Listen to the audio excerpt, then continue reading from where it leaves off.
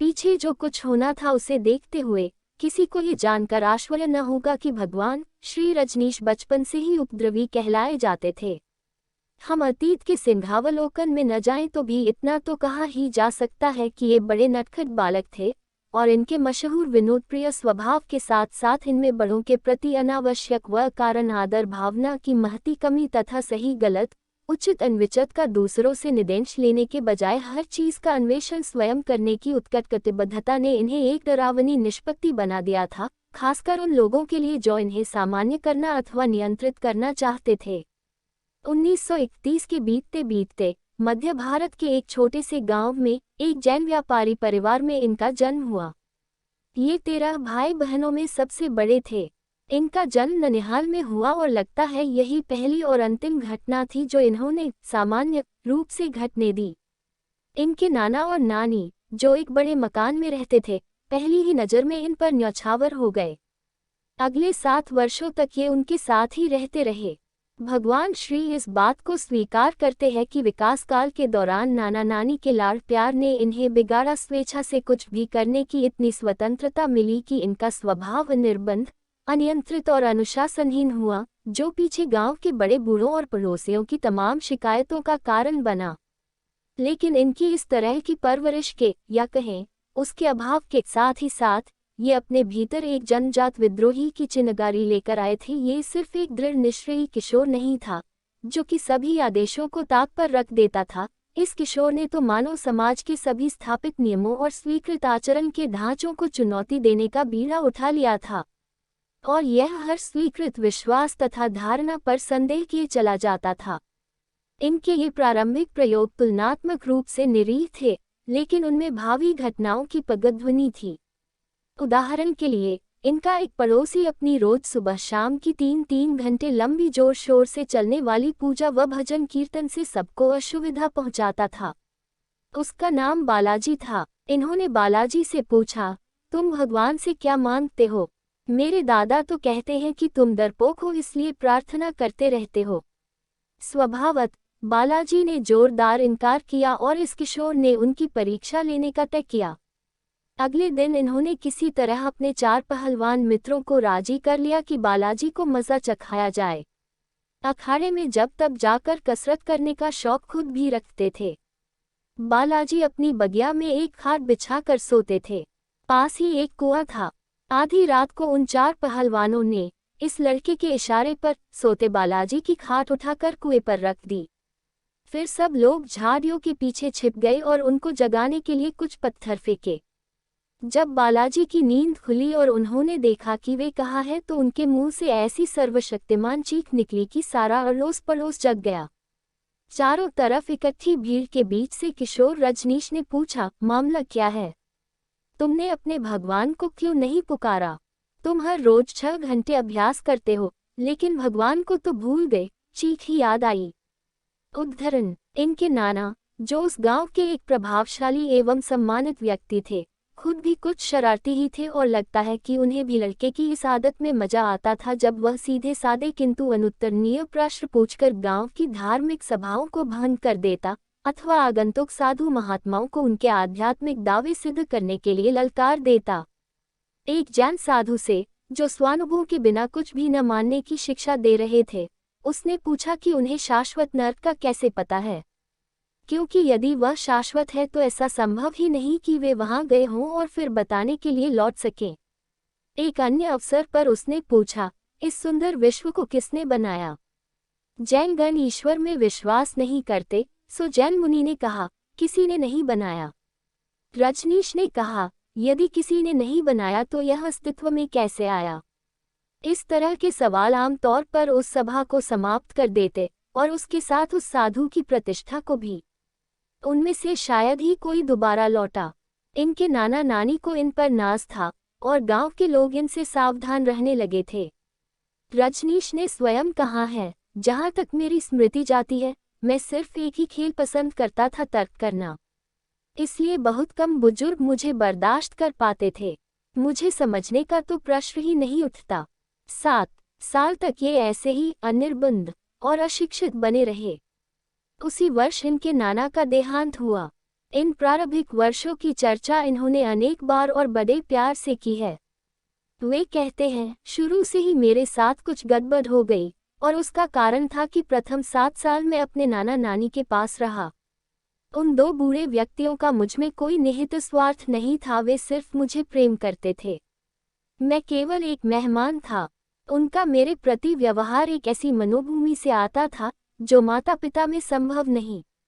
उन्होंने मुझे मुझसा होने की संपूर्ण स्वतंत्रता दी। किसी प्रकार मैं सभ्यता की पकड़ के बाहर ही रह गया। मैं सचमुच एक पक्का व्यक्तिवादी बन गया, बहुत सख्त। एक अनोखे संयोग से मैं अपने माता पिता से बच गया, और जब तक मैं उनके पास पहुंचा तब तक करीब करीब एक स्वतंत्र व्यक्ति बन चुका था। मेरे पंख निकल आए थे। मुझे पता था कि मुझे निर्मित करने के लिए किसी की सहायता की जरूरत नहीं है, लेकिन इनको झेलने के लिए बाकी लोगों को निश्चित ही सहायता की जरूरत पड़ती थी। नाना के देहांत के बाद वे और उनकी नानी पिता के गांव गादरवारा रहने आ गए। वहां पहली बार इन्हें पाठशाला भेजा गया, जैसा कि वे कहते हैं, कैदखाने में घसीटा गया। इनके नाना नानी द्वारा दी गई स्वतंत्रता के कारण इनके भीतर जो आत्मविश्वास तथा प्रभुत्व की मशाल जल उठी थी, उसके फलस्वरूप पाठशाला में इन्हें एक स्पष्टवादी विद्रोही कहलाते देर न लगी। इन्होंने शिक्षा संहिता की एक प्रति कहीं से प्राप्त कर ली, और कोई शिक्षक यदि इन्हें किसी ऐसे अपराध के लिए दंडित करता जो कि साफ साफ उस किताब में निर्दिष्ट न हो, तो ये बिना किसी झिझक के उस शिक्षक को प्रधानाध्यापक के पास ले जाते। ये पूछते, इसमें ऐसा कहाँ लिखा है कि इस उदास मुर्दा ब्लैकबोर्ड की तरफ देखने के बजाय मैं खिड़की के बाहर बिखरे हुए प्राकृतिक सौंदर्य को नहीं निहार सकता। शिक्षक पर प्रश्न खड़े करने, उल्टे जवाब देने या और किसी तरह की गड़बड़ी पैदा करने के सिलसिले में दंड स्वरूप इनके अधिक समय का कक्षा के बाहर बीतना, भीतर कम, इस बात की गवाही है कि ये हर वह बात करने के लिए कृतसंकल्प थे जिसकी आज्ञा न थी। जो भी मान्यताएं थीं, उन पर ये संदेह करते। इन्होंने अपने शिक्षक से कहा, एक छोटा बच्चा भी ये देख सकता है कि सीधी रेखा की यूक्लिड की परिभाषा की उसकी लंबाई तो होती है, चौड़ाई नहीं, मिथ्या है। आप ही ऐसी रेखा खींचकर दिखा दे जिसकी लंबाई तो हो लेकिन चौड़ाई न हो, या ऐसा बिंदु जिसकी न लंबाई है न चौड़ाई है। जवाब में इनके शिक्षक ने इन्हें कक्षा से बाहर निकाल दिया और कहा कि जाकर खुद यूक्लिड से यह मामला सुलझाओ। कई निरर्थक नियमों के खिलाफ विरोध प्रकट करने के लिए ये विद्यार्थियों का नेतृत्व करते, जैसे गांधी टोपी पहनने की अनिवार्यता, विद्यार्थियों के साथ कठोर अनुशासन। पाठशाला के अपने पहले दिन ही इन्होंने एक शिक्षक को बर्खास्त करवा दिया था जो छोटे बच्चों की गालियां के बीच पेंसिल डालकर उन्हें दबाता था। ये केवल इनके कृत्यों का नहीं, वरन इनके दृष्टिकोण का कमाल था कि जिसका भी इनसे पाला पड़ता वह असमंजस में पड़ जाता। उदाहरण के लिए, ये किसी भी सजा को सजा की तरह नहीं बल्कि पुरस्कार की तरह लेते। यदि इन्हें दौड़कर स्कूल के साथ चक्कर लगाने के लिए कहा जाता तो ये शिक्षक को धन्यवाद देते और 7 की जगह 10 चक्कर लगा आते, ये कहकर कि आज सुबह व्यायाम नहीं कर पाया था, ये तो बड़ा अच्छा अवसर मिल गया। यदि सजा के तौर पर इन्हें कक्षा के बाहर खड़े होने को कहा जाता तो ये जोर जोर से बाहर ताजी और शुद्ध हवा में प्रकृति के साथ खड़े होने के गुणों का बखान करने लगते, और कि कक्षा कितनी गंदी और घुटनकारी है। बौखलाहट में जब शिक्षक इन्हें शारीरिक दंड देने की धमकी देते तो ये तुरंत पिता के एक परिचित वकील के साथ पुलिस में जाने की धमकी देते। एक शिक्षक ने आर्थिक दंड देने की कोशिश की और अर्थदंड रजिस्टर में इनका नाम लिखा। रजनीश ने तुरंत जाकर उस शिक्षक के नाम दोगुना दंड लिख दिया। जब प्रधानाध्यापक ने इनसे कहा कि क्या पागल हो गए हो, तो इन्होंने जवाब दिया कि नियमों में ऐसा तो कहीं लिखा नहीं है कि जब शिक्षक गलत आचरण करे तो विद्यार्थी उसे दंडित नहीं कर सकता। शिक्षक ने गलत आचरण किया है, पिता को दंड देकर, क्योंकि पैसे तो उन्हें ही भरने पड़ेंगे, पुत्र को नहीं जिसने की गलती की है। मेरे पिता को दंड क्यों मिले? उनका इस मामले से कोई सरोकार ही नहीं। जब तक ये शिक्षक अपना दंड नहीं भरते तब तक मैं भी अपना दंड नहीं भरने वाला। दोनों दंड आज तक नहीं भरे गए। ये पाठशाला से अक्सर गैरहाजिर रहते और इसके लिए पिता के नकली पत्र भी बना लाते। इनके शिक्षकों को इनकी गैरहाजिरी से इतनी राहत मिलती कि वे मामले की और खोजबीन करने की झंझट में न पड़ते। जीवन की हर बात का स्वयं अन्वेषण करने की प्यास में इन्होंने शहर और उसके आसपास का सब कुछ छान मारा। फलस्वरूप कुश्तीबाजों, सपेरों, सर्कस के कलाकारों, जादूगरों, पियक्कों, संगीतज्ञों और सभी किस्म के बंजारों के साथ इनके न जाने कितने घंटे बीतते। इनके मन में मृत्यु का इतना आकर्षण था कि एक समय था जब ये गांव में होने वाली हर मौत के पास उपस्थित रहते, भले ये उस आदमी को जानते हों न जानते हों। ये मेलों में जाते और जैन, हिंदू, मुसलमान सभी धर्मों के उत्सवों में शरीक होते। ये निरंतर खोज करते रहते, प्रयोग करते रहते, खासकर स्वयं पर। निडर बच्चों का एक छोटा सा दल जो इनका अनुसरण करने की कोशिश करता था, बहुधा अपने को गहरे पानी में पड़ गया पाता। अक्षरश बरसात में बाढ़ के पानी से उफनती फुकारती शकर नदी में ये उसके ऊपर बने बहुत ऊंचे रेलवे पुल से छलांग लगाकर अपने साथियों का नेतृत्व करते भावर के ठीक मध्य में कूदकर उसके द्वारा निगल लिए जाने के प्रयोग भी किए इन्होंने, और पाया कि जब ये भावर से लड़ने के बजाय उसमें स्वयं को छोड़ देते तो नीचे गहराई में जाकर बड़ी सरलता से उसके वेग से बाहर आ जाते थे। इनके साथी इनके पीछे पीछे रात को नदी के ठीक ऊपर खड़ी पर्वत चट्टानों की सनकरी कगारों को पार करते, रोंगटे खड़े कर देने वाला अनुभव पीछे उनमें से एक मित्र ने बताया। उन शिक्षकों तथा नगर के अन्य लोगों के मानका के उपाय किए जाते जिन्हें ये समझते कि वे दिखावटी, पवित्र बन रहे तथा पाखंडी है।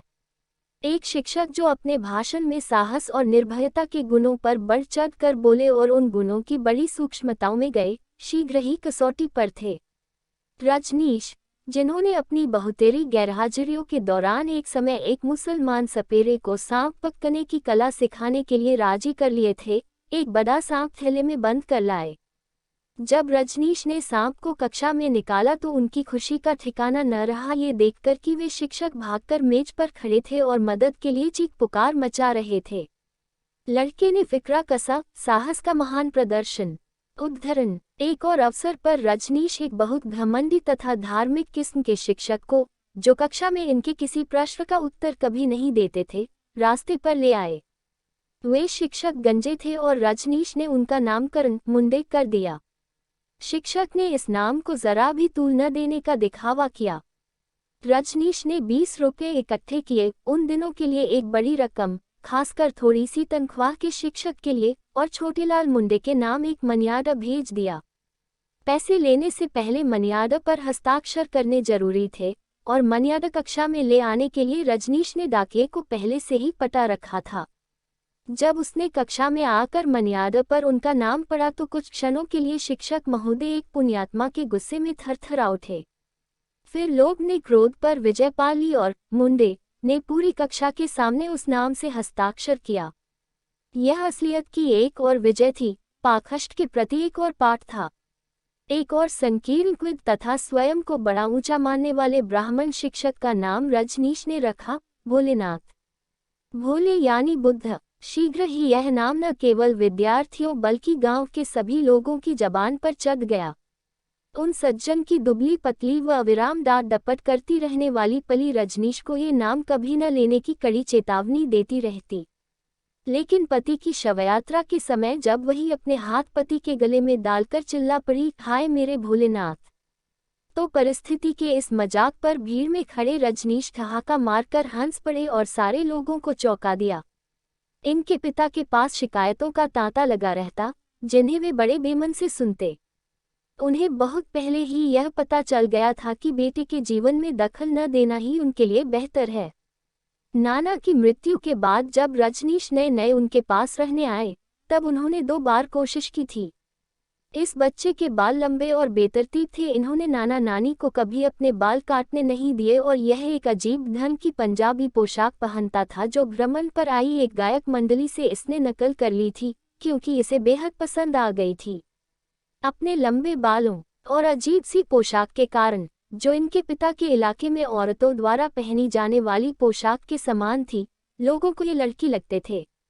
इससे इनको कोई फर्क नहीं पड़ता था, लेकिन इनके पिता को बड़ा संकोच होता, खासकर जब दुकान से गुजरकर रजनीश घर में जा रहे होते और ग्राहक पूछ बैठते, ये किसकी लड़की है। लेकिन बार बार कहने पर भी जब रजनीश ने बदलना न चाहा तो अंततः परेशान और नाराज पिता ने खुद जाकर इनके बाल कटवा दिए।